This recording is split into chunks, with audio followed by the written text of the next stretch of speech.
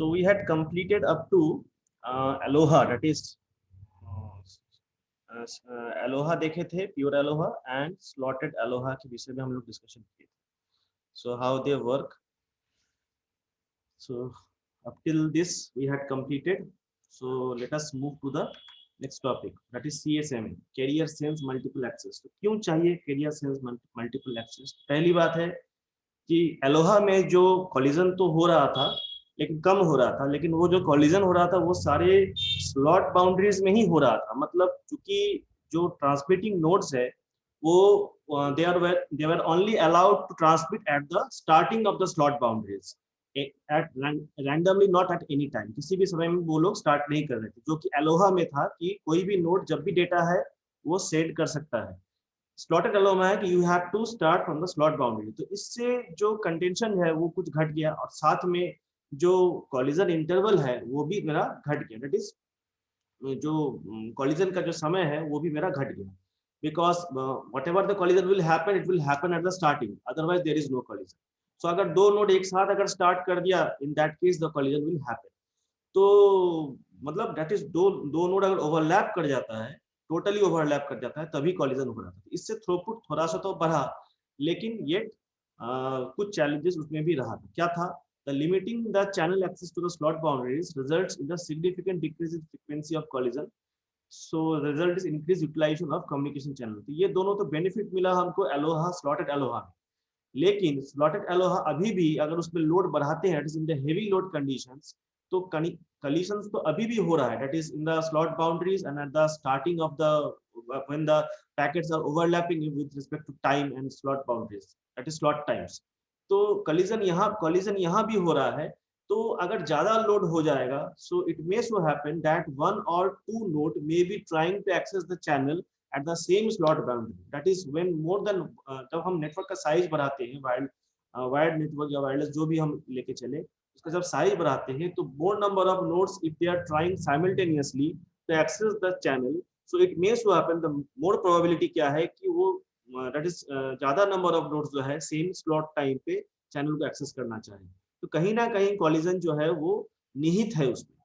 दूसरा कि when propagation delay is less than the transmission time, that is पहुंचने में जो समय लगता है और भेजने में जो समय लगता है आसपास के नोड में, need to be aware almost instantly. मतलब पहुंचने में बहुत कम समय लगता है. that is नोड जो है बगल में ही है, ठीक है, और जो ट्रांसमिशन टाइम है वो हमको भेजने में समय ज्यादा लग रहा है. that is एक फ्रेम है, वो बड़ा अच्छा खासा फ्रेम है, उसका स्लॉट टाइम जो है बहुत ज्यादा है. And for that we need a greater slot time हम लोग अलॉट करके रखे हैं. लेकिन ऐसा हो सकता है कि जो नोड है वो जस्ट बगल में ही है, तो जो वायर्ड डिस्टेंस हो या फिर वायरलेस डिस्टेंस हो, उसमें प्रोपेगेशन टाइम बहुत कम हो जाएगा. इसका मतलब डेटा मतलब प्रोसेसिंग होना सेंडर से खत्म भी नहीं होगा और उसको सुनाई दे देना चाहिए. किसको? बगल वाले नोड. सो नोड का जो है इंस्टेंटेनियस रिस्पॉन्स होना चाहिए. इंस्टेंटेनियस रिस्पॉन्स का जो ऑप्शन है ये स्लॉटेड Aloha में नहीं था.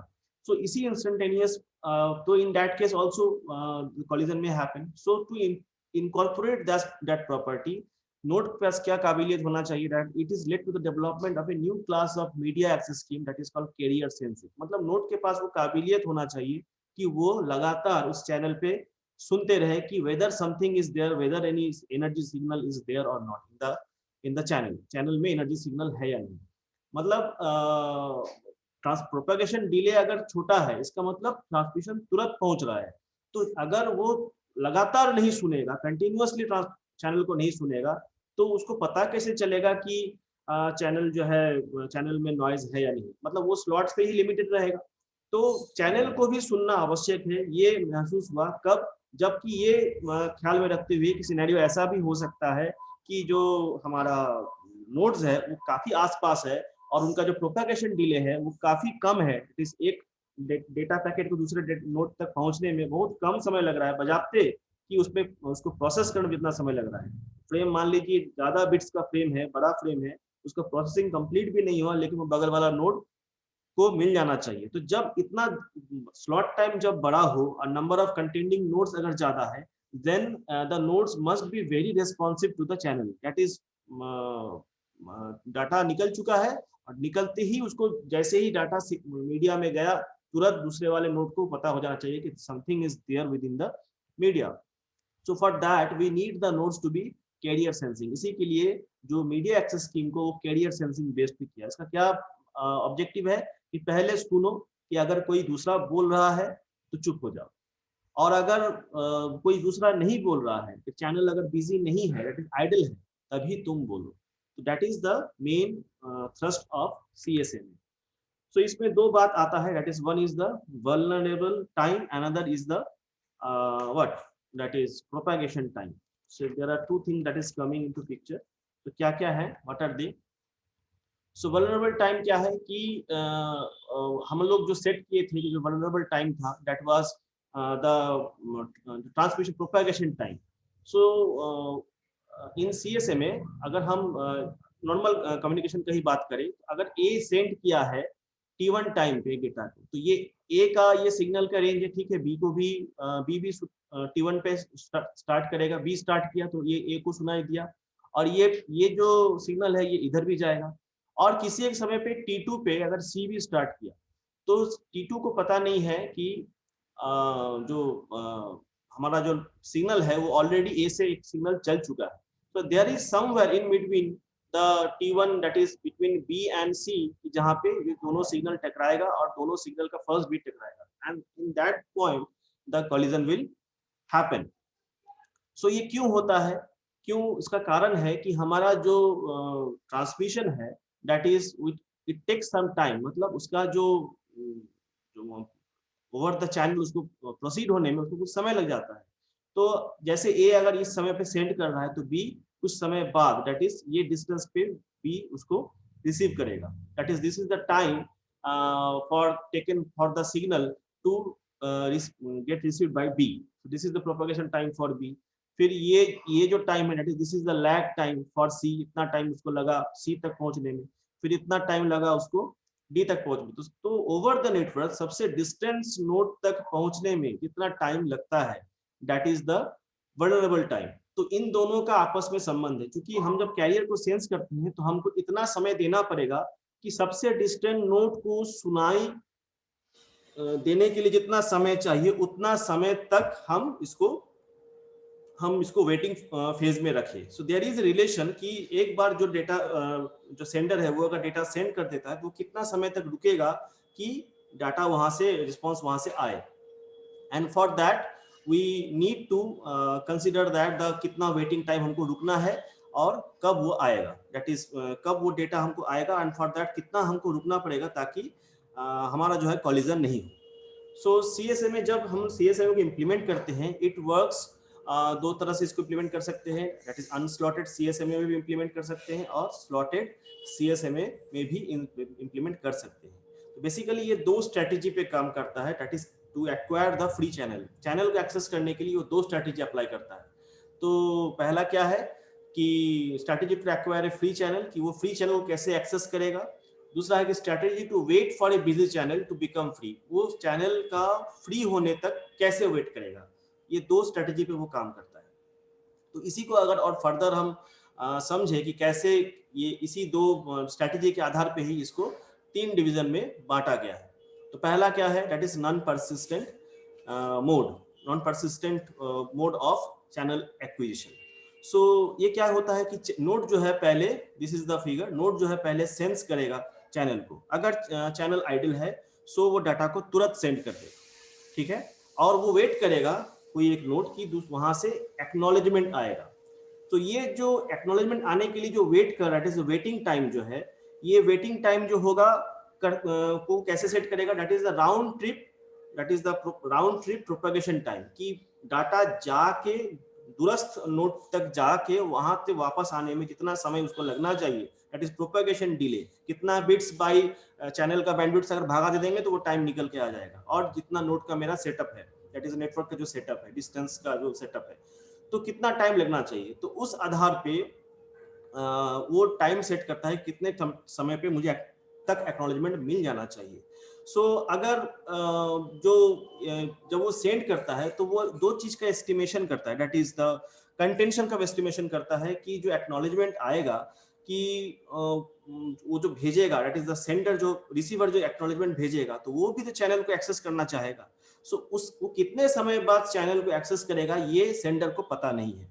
सेंडर अपना डाटा भेज दिया है, रिसीवर उसको वो मान के चल रहा है कि हाँ उनको भेज जाने में जितना समय लगा, आने में जितना समय लगेगा, तो ये दोनों समय तक के लिए वो वेट करेगा, एक्नॉलेजमेंट पाने तक के लिए वो अपना टाइमर सेट करेगा। लेकिन रिसीवर को भी तो कंटेंशन में है, रिसीवर भी तो वही मीडिया में है, तो वो भी चैनल को एक्सेस करना चाह रहा है, तो वो कितना देर में उस चैनल को पाएगा ये सेंडर के पास आकलन नहीं है। तो वो डिपेंड करता है ये कितना समय उसको कंटेंशन में लगेगा, ये डिपेंड करता है कि नेटवर्क लोड कैसा है और साथ में कितने नंबर ऑफ स्टेशंस एक साथ चैनल को, उस रिसीवर के आसपास भी बहुत सारे चैनल्स होंगे, बहुत सारे नोड्स होंगे, जो लोग चैनल को पाना चाह रहे हैं, कितने नंबर ऑफ स्टेशंस उस चैनल को एक्सेस करना चाह रहे हैं। सो बेसिकली वो जो propagation time 2 into propagation time and plus कुछ एक्स्ट्रा समय वो उसमें रखता है, ताकि ये मानते हुए कि रिसीवर को भी चैनल को कंटेंशन में उस पार्टिसिपेट करना है, उसको भी चैनल को हासिल करना होता है। तो अगर टाइम आउट हो जाता है, ऐसा एक्नॉलेजमेंट भेजा लेकिन एक्नॉलेजमेंट अगर आया नहीं, तो टाइम आउट अगर हो गया, तो सेंडर ये मान के चलता है कि जो हम डेटा भेजे थे वो या तो कोलिजन में नष्ट हुआ है या फिर किसी नॉइज इंटरफेरेंस से नष्ट हुआ है। तो सेंडर जो है वो अपना पैकेट को रीशेड्यूल करता है और फिर से वो चैनल को सेंस करता है कि अगर वो बिजी है और या फिर आइडियल है कि नहीं। तो अगर वो बिजी है तो वो फिर से वो बैकअप में चला जाता है, एक रैंडम टाइम के लिए वो बैकअप में चला जाता है, that is the wait randomly. एक अनिश्चित संख्या, दैट इज रैंडम नंबर से वो डिसाइड होता है, दैट इज कि कितना समय तक वो बैकअप में जाएगा। हम लोग देख चुके हैं ये चीज अलोहा में। सो एक बैकअप में चला जाता है और ये जो रैंडम अलग अलग नोड्स के लिए अलग अलग रैंडम टाइम सेट जो वो चला जा रहा है, this prevents the chances of collision. दूसरा कि वो जो सेंस कर रहा है कि अगर चैनल आइडल है तो वो तुरंत उसको सेंड कर देगा। और ये कब तक करता रहेगा, ट्राई कब तक करता रहेगा, जब तक उसका जो डेटा है वो सक्सेसफुली ट्रांसमिट नहीं हो जाए। तो नॉन परसिस्टेंस का मतलब यहाँ पे यही हो रहा है कि वो कितना बार किस तरह से ट्राई करेगा, मतलब कितना कम फ्रिक्वेंटली वो ट्राई करेगा। तो बार परसिस्टेंट का मतलब है लगे रहना, उस चीज पे लगातार लगे रहना।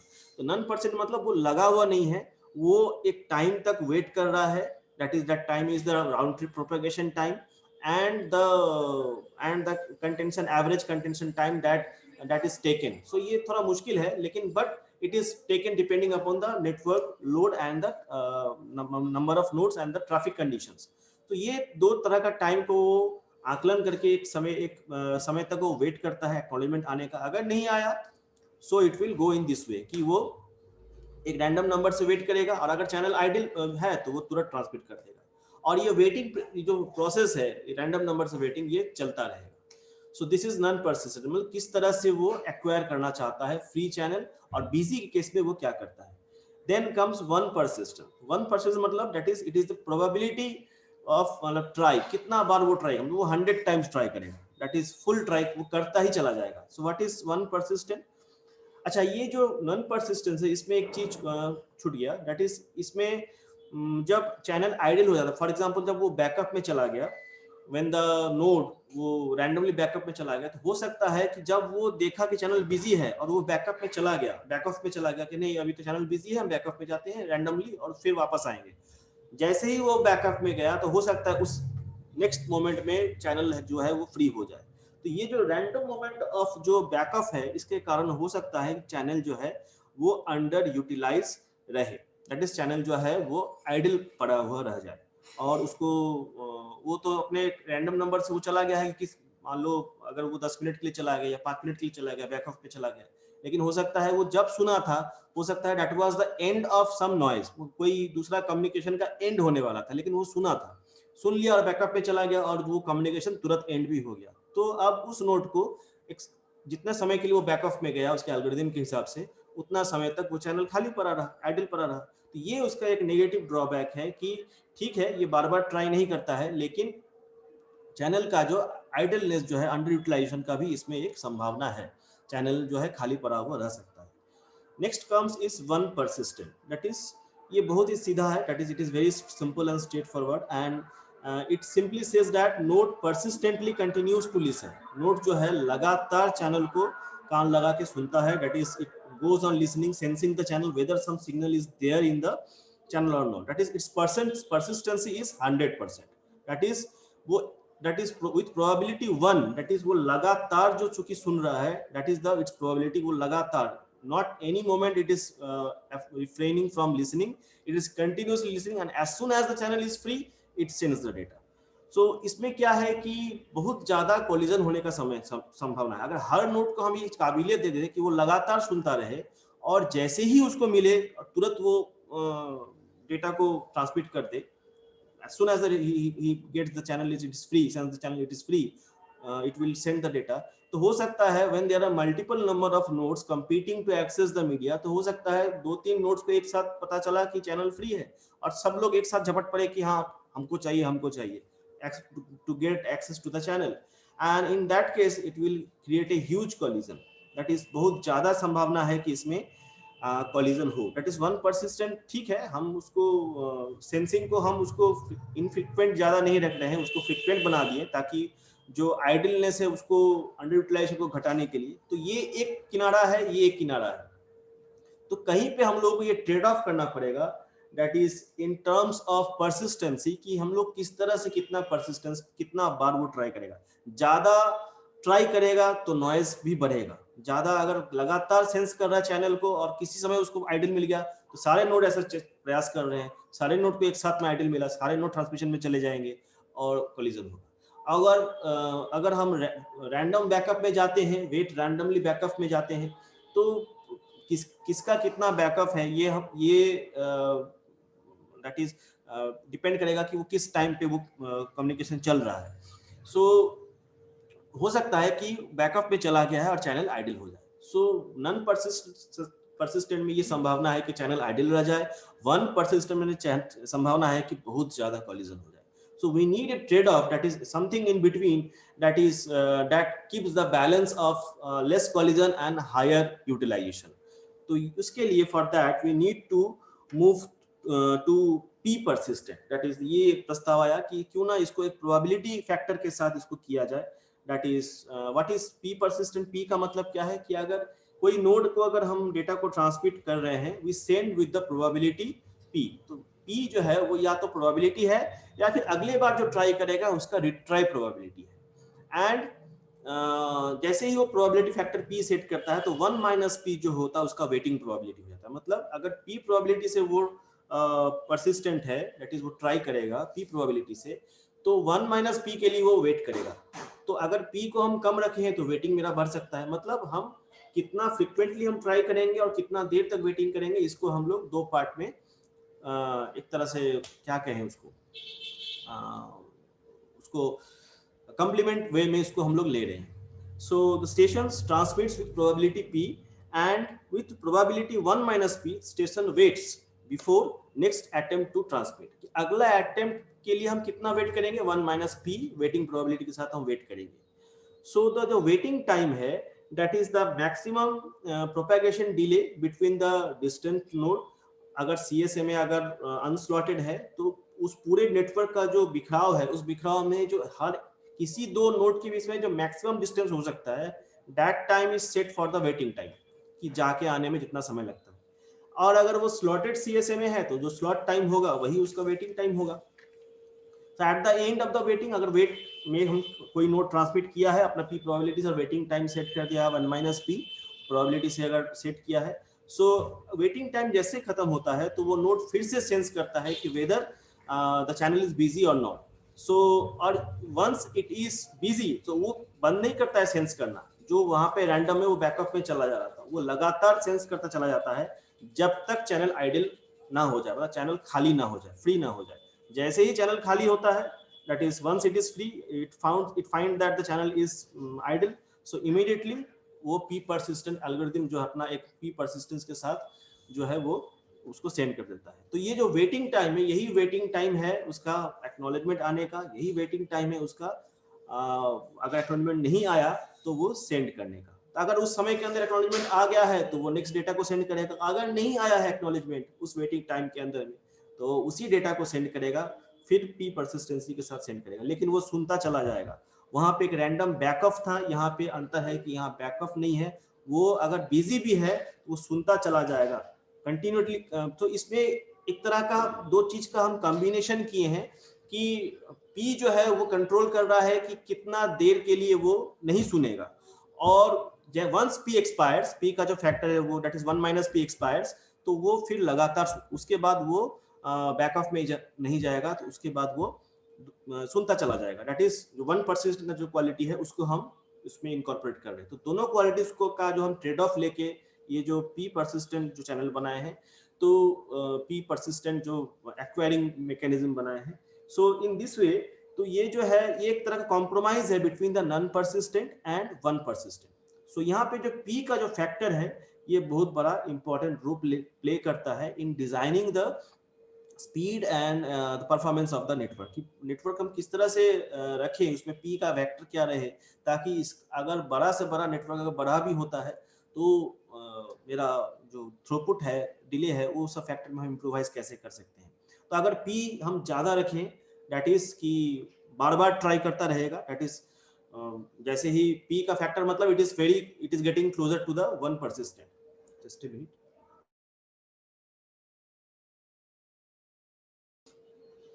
हाँ, तो P का अगर फैक्टर अगर हम ज्यादा रखते हैं, that is P persistent, P का वैल्यू ज्यादा रख रहे हैं, इसका मतलब हम वन परसिस्टेंट की तरफ मूव कर रहे हैं, that is P equals to 1 की तरफ मूव कर रहे हैं। तो इसका मतलब है कि बार बार वो ट्राई करता रहेगा। वन परसिस्टेंट का नेचर है कि वो लगातार चैनल को सुनता रहता है। सो अगर इस इन दैट केस अगर बहुत ज्यादा हेवी ट्रैफिक हो जाता है, नोड्स बहुत सारा कम्युनिकेशन करते हैं, so it will lead to collisions, because in one persistent that was the case कि अगर ज्यादा एक सबको अगर मौका दे रहे हैं कि लगातार सुनता रहे, तो जिस घड़ी चैनल फ्री होगा सब झपट पड़ेगा उस पर कम्युनिकेशन करने के लिए, तो कॉलिजन होगा। सो चूंकि P को हाई रखे हैं तो कॉलिजन होगा, तो वो लोग फिर से ट्राई करेगा, that is it will go on trying, and this trying मतलब कॉलिजन हुआ तो ट्रांसमिट नहीं किया, वापस फिर ट्रांसमिट करेगा, रिट्रांसमिशन के लिए अटेम्प्ट करेगा, retransmission will again lead to collision.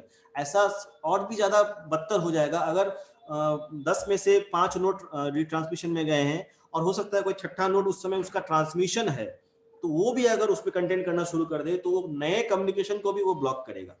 So in this case we can say that कि जितना नंबर ऑफ कंटेंटिंग स्टेशंस अगर बढ़ रहा है तो हमारा जो है जो परफॉर्मेंस है वो घट रहा है, और थ्रूपुट जो है वो भी मेरा घट रहा है। सो इन दैट केस इस तरह से हम समझ सकते हैं कि P का जो फैक्टर है इसको जितना कम से कम रखा जाए, that is we need a trade off on the value of P, कि P अगर बहुत ज्यादा रखेंगे it will move shift the nature of the algorithm will shift towards the one persistent. If we keep P very low it will nature of the algorithm will go towards the non persistent, that is it will go for it will become a kind of back off। तो P छोटा रखा जाता है, generally ऐसा होता है कि P को छोटा रखा जाता है ताकि 1 माइनस P जो है वो बड़ा रहे, और साथ में हमारा जो ये P परसिस्टेंस का जो ये कॉन्सेप्ट है कि कितना देर तक रुकना है और उसके बाद ट्राई करते रहना है, P को जो P फैक्टर जो हम लगाए हैं कि ट्राई बैक ऑफ में नहीं जाना है, ट्राई करते रहना है, ये भी हमारा मेंटेन रहे। तो इन दिस वे ये 3 तरीका है बेसिकली CSMA में कि वो किस तरह से चैनल को एक्सेस करेगा। नेक्स्ट दैट कम्स इस कि ये जो CSMA है, ठीक है, एक्वायर करने का 3 मैकेनिज्म हम लोग समझ लिए, लेकिन इसमें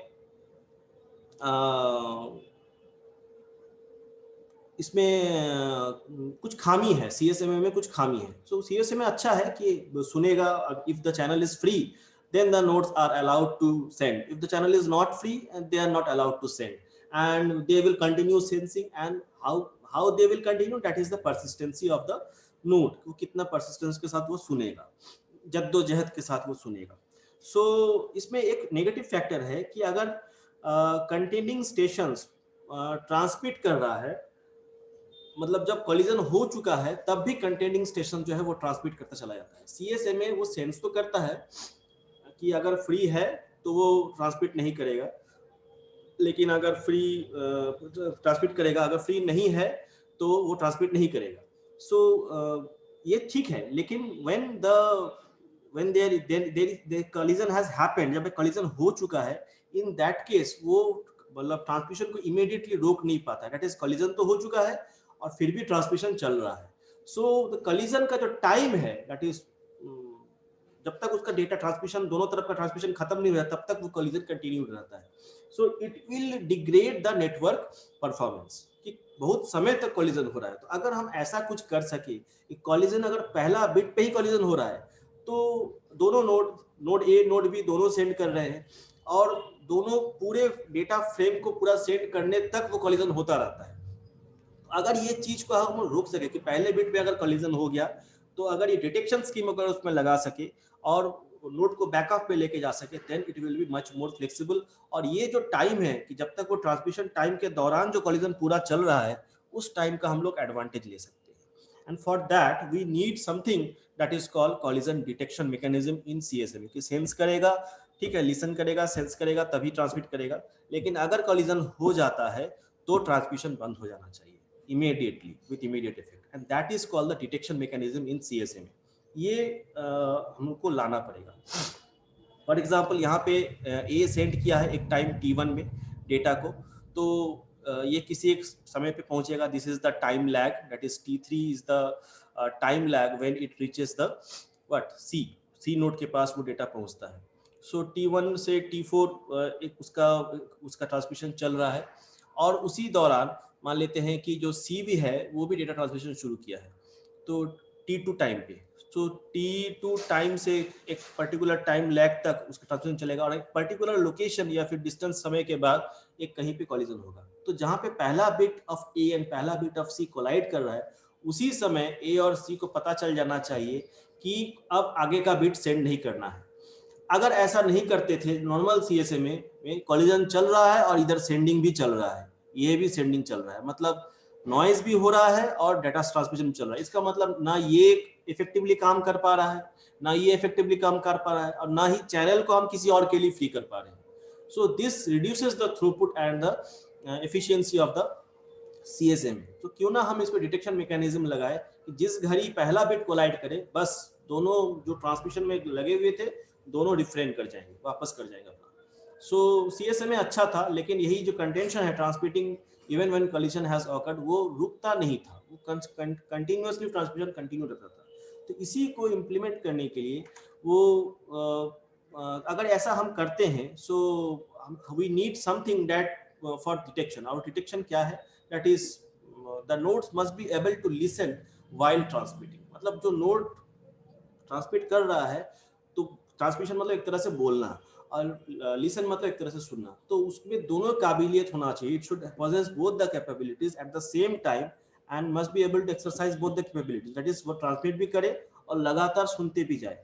तो इस तरह से क्या होगा, जिस घड़ी अगर कॉलिजन हो रहा है, जिस घड़ी वो कॉलिजन हो रहा है तो उस घड़ी वो उस कॉलिजन को सुन सकता है, ठीक है। कॉलिजन का भी जो सिग्नल जो नॉइज होगा उसको पहुंचने में भी समय लगेगा।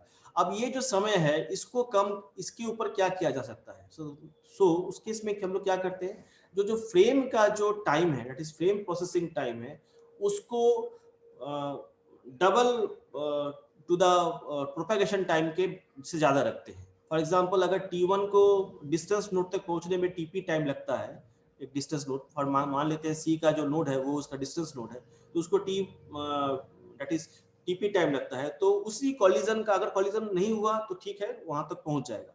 लेकिन अगर कॉलिजन हुआ तो उस कॉलिजन का जो जैम सिग्नल है दैट इज जो नॉइज सिग्नल है, so the increase energy value of the signal, उसको भी लौटने में भी उतना ही टीपी टाइम लगेगा।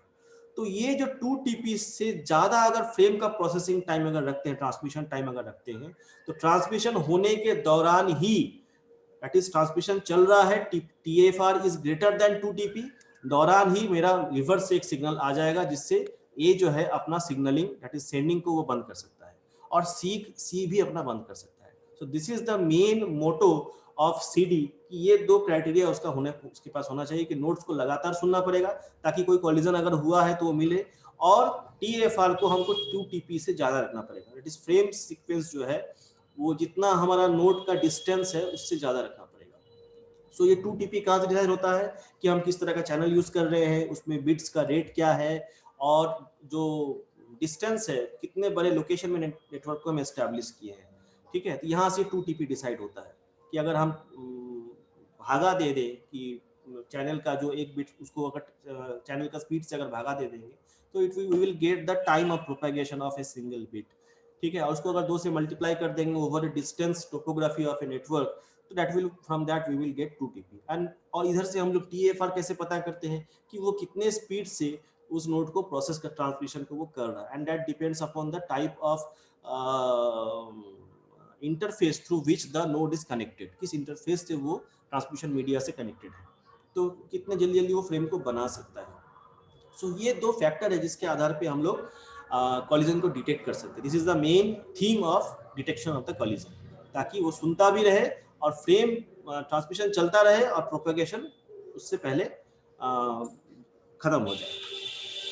So how it works, CSMA-CD कैसे काम करता है? सो पहले परसिस्टेंस मेथड वो अप्लाई करता है कि वो या तो 1 persistent या फिर नॉन persistent या फिर P persistent में वो ट्रांसमिशन करेगा। So once the persistence is chosen, जिस persistence से वो ट्रांसमिट करेगा वो उसका एल्गोरिथम में सेट होता है, and then it will go for a transmission. So once transmission is done और या फिर कॉलिजन वो सुनता भी चला, यही वो लूप है जहाँ पे वो सुनता भी चला जाएगा, that is it will go on listening.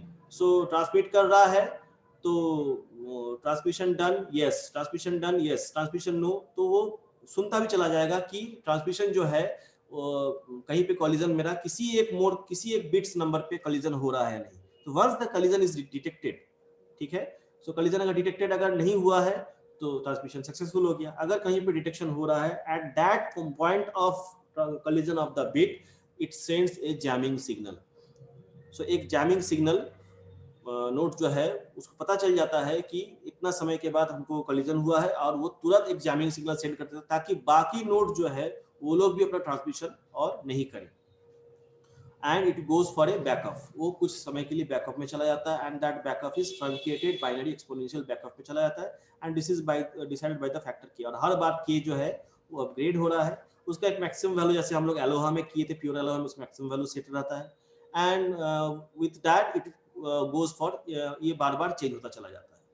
तो ये कहीं पे कहीं ना कहीं पे ये जो के फैक्टर है और साथ में ये जो पी परसिस्टेंस है, ये जो है कॉलिजन को बहुत हद तक जो है वो घटा देता है।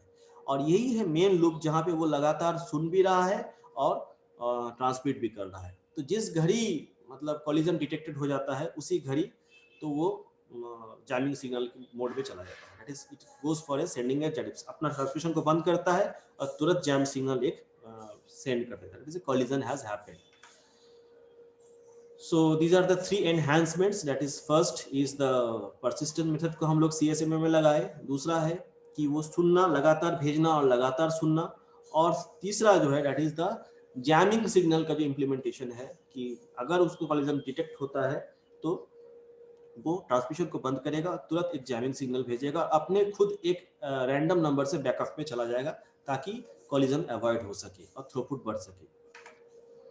सो when we implement this CSMA-CD, so we have 3 things, that is कैसे ये कॉलिजन को डिटेक्ट करता है, जैमिंग सिग्नल कैसे बनाता है। तो जब ट्रांसमिशन हो रहा है then that is a normal transmission, that is when that energy of the signal on the cable, that is on the media is normal, that is जितना ट्रांसमिशन एक्सपेक्ट, जितना एनर्जी होना चाहिए उतना ही एक्सपेक्टेड होता है, so it is okay।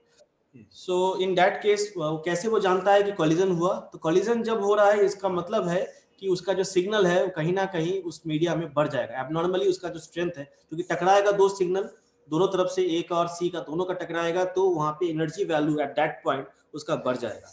ठीक है, वो एनर्जी, वो जो टकराव का जो इन्फॉर्मेशन है वो एनर्जी भी रिफ्लेक्ट करके आएगा वापस सेंडर के पास, and that time is taken care, उसको हम लोग देख चुके हैं। बट मेन पॉइंट है कि वो एनर्जी का जो अगर एबनॉर्मल इंक्रीज होता है इन द मीडिया, उसी को वो कॉलिजन समझता है। और अगर एनर्जी कुछ नहीं है, उसको सुन रहा है, एनर्जी को सेंस कर रहा है, अगर वहां पे सिग्नल का कोई भी एनर्जी नहीं है, इसका मतलब मीडिया जो है वो खाली है, अब वो सेंड कर सकता है। तो ये 3 एनर्जी वैल्यूज से वो जानता है। तो अब सवाल होता है कि ये जो एनर्जी वैल्यूज पे अगर वो काम कर रहा है तो ये वायर के केस में अच्छा है, that is when the media is wired. क्यों? क्योंकि वहां पे हमारा जो है एटेन्यूएशन जो है वो काफी कम होता है इन द वायर्ड केस। क्यों? हम लोग रिपीटर्स यूज करते हैं, हम लोग हब्स यूज करते हैं, हम लोग स्विचेस यूज करते हैं, and they increases the strength of the signal. तो चूंकि मेन सिग्नल का स्ट्रेंथ सफिशिएंटली रहता है रिपीटर्स, हब्स एंड के कारण, और एटेन्यूएशन जो है सिग्नल का बहुत कम होता है। तो सिग्नल डिफरेंस जो है बेसिकली, ये जो जीरो ट्रांसमिशन एंड कॉलिजन जो है ये basically addition of the signals है। तो ये जो सिग्नल डिफरेंस है ये कंसिडरेबल रहता है, and it is good for the sender और the receiver to detect any collision. तो कोई एबनॉर्मल कॉलिजन जो सिग्नल स्ट्रेंथ है वो सही रूप से एडअप होता है। लेकिन अगर एटेन्यूएशन अगर सिग्नल में हो जाए तब सिग्नल का वैल्यू भी घट जाएगा। तो हो सकता है दो वीक सिग्नल मिलके एक नॉर्मल सिग्नल का वैल्यू में एडअप हो जाए। So in that case we cannot take our CSMA CD will not work.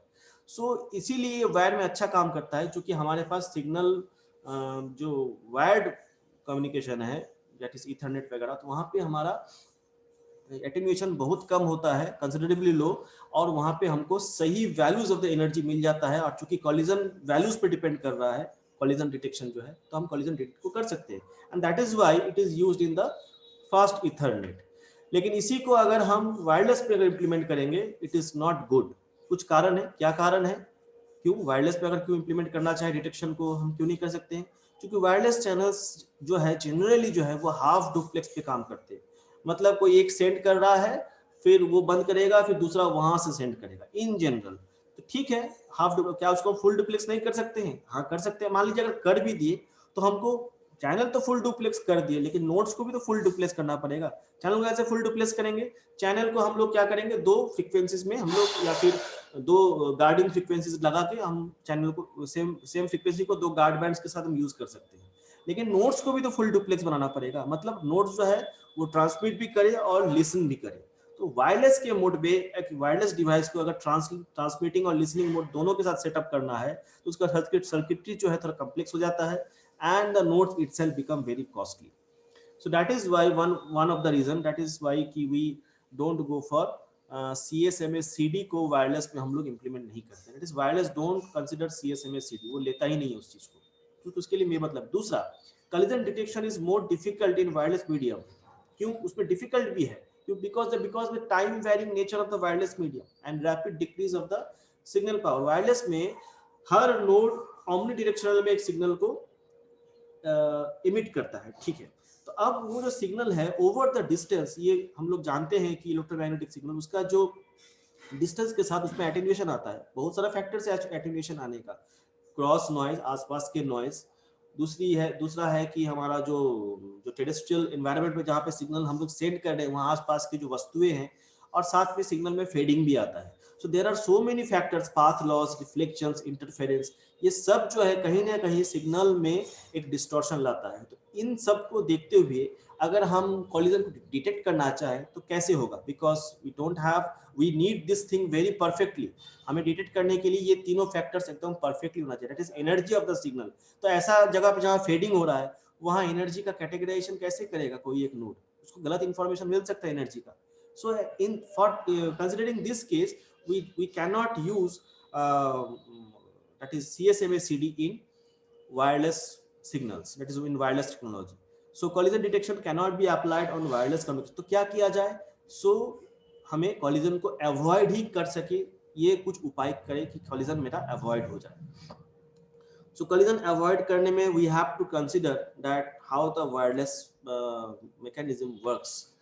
So CSMA and wireless. So sensing before transmitting is good to increase throughput efficiency, but in wireless two problems arise. दो तरह का समस्या यहाँ पैदा होता है, ठीक है। CSMA कहता है कि सेंस कर, पहले सेंस कीजिए, अगर नहीं है आइडियल है तो भी ट्रांसमिट कीजिए, अदरवाइज पीछे जाइए, वापस हो जाइए। ये अच्छा है, थ्रूपुट को इंक्रीज करता है, लेकिन ये वायर तक अच्छा है जहाँ पे हम लोग कॉलिजन डिटेक्ट भी कर रहे थे और पहला बिट पे ही हम लोग ट्रांसमिशन को रोक रहे थे कॉलिजन के साथ। लेकिन अगर जब वायरलेस का बात आता है it becomes a bit difficult, दो तरह का समस्या पैदा होता है। तो यहाँ एक सिनेरियो लिए हैं। तो ये एक नोड है, बी एक नोड है, सी एक नोड है। तो बी का ये जो ब्लू वाला जो रेंज है, ये बी का अपना एक रेंज है कि ये वायरलेस नोड है, ये इतने रेंज तक वो ट्रांसमिट कर सकता है। ये सी का नोड है, ठीक है।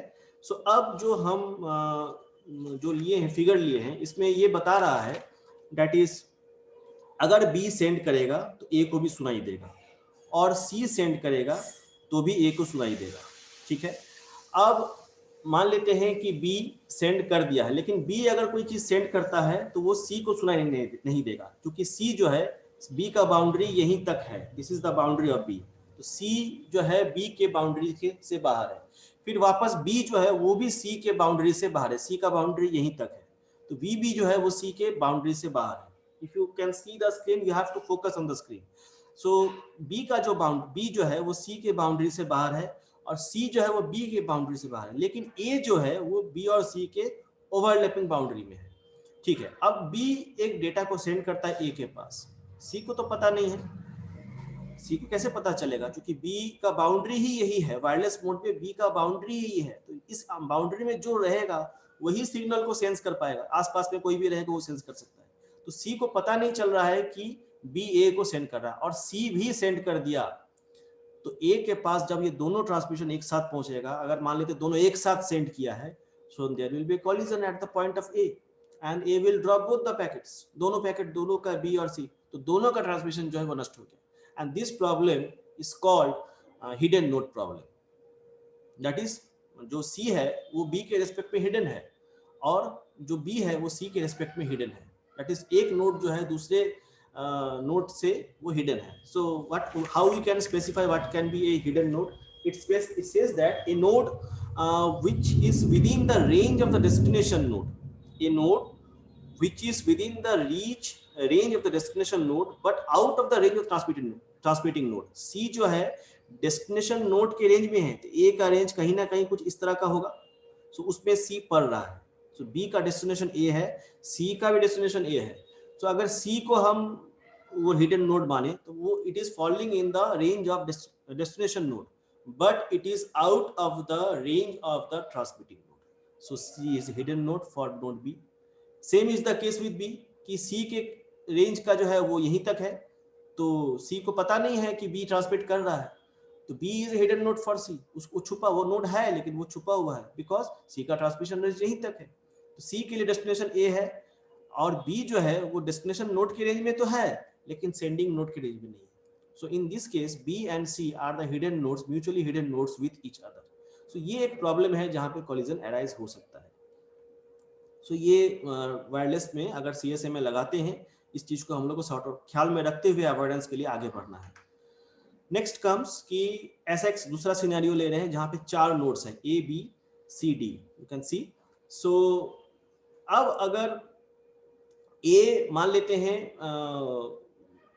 A जो है वो B को सेंड कर रहा है, ठीक है, तो ये C का, ये जो ग्रीन कलर जो रेंज है ये C का रेंज है, ये जो ब्लू कलर का जो रेंज है ये B का रेंज है, और ये जो बिना किसी कलर का ये जो रेंज है ये A का रेंज है, ठीक है।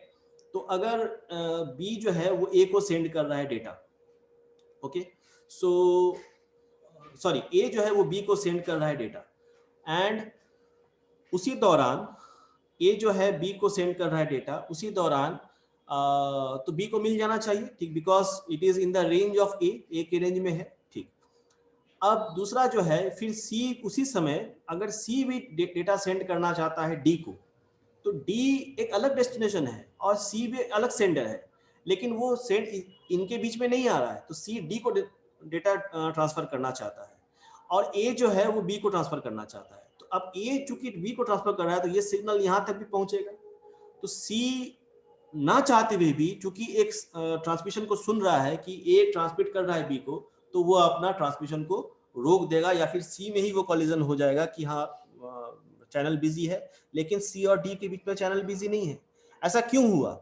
ऐसा इसलिए हुआ क्योंकि जो C जो है वो एक्सपोज्ड है, C जो है वो एक्सपोज्ड है for the communication of A B से कम्युनिकेट करेगा और C D से करेगा, लेकिन C अननेसेसरली A के कम्युनिकेशन चैनल में एक्सपोज्ड है, and this is called as exposed node problem.